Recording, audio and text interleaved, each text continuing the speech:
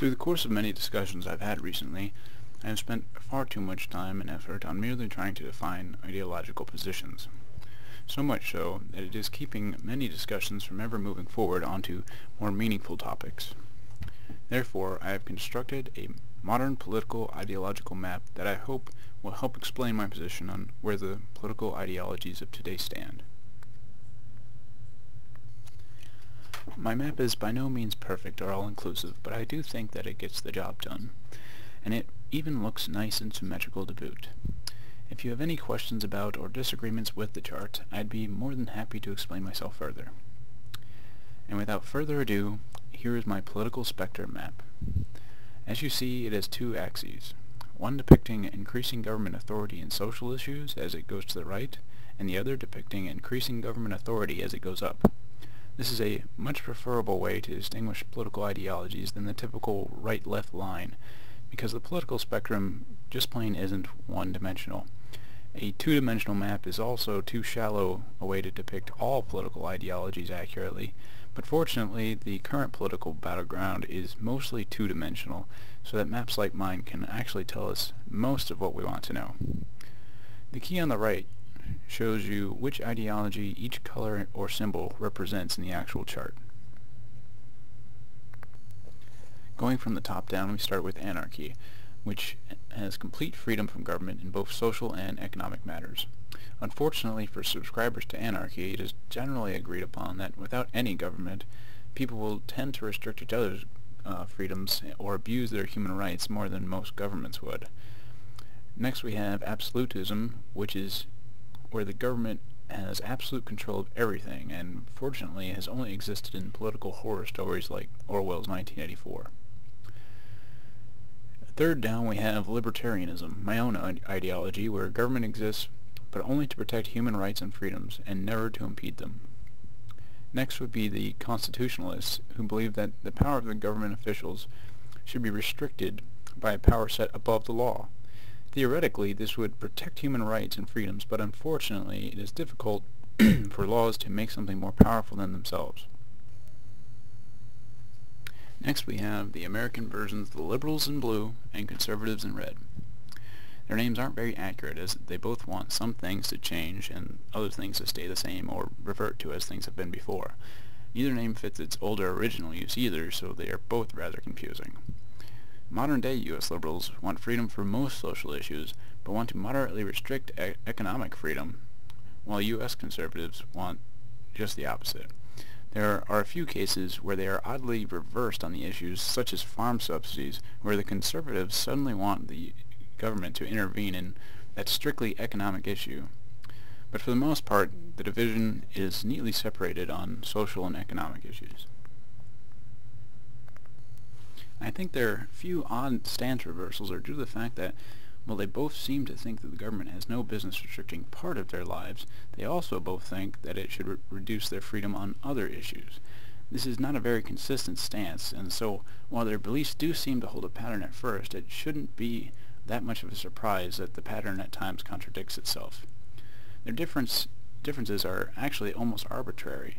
They could be split on an individualist collectivist line, or perhaps whether the state or the national government should be the most powerful, as the political divide was split in the beginning of our nation. Regardless of the consistency of the two ideologies, they managed to become the two dominant parties in the U.S. political arena, and thus we are forced to use their ideological standards to measure our other stances by, and that is why we use the economic and social government power to map out our political spectrum today. Next is socialism, which is strongly against economic freedom and private property rights, often through the outright nationalization of businesses. Unfortunately, socialists have little to nothing to say in regards to protecting civil freedoms, unlike their liberal cousins. And the next ideology is corporatism, which has just as little to say in social issues as socialism, and is actually surprisingly similar to socialism despite their apparent opposing positions. The main difference between socialism and corporatism is that the corporatists don't want to nationalize businesses despite their shared goal with the socialists of improving social justice. Corporatists want to guide the market instead of by supply and demand. through collective bargaining.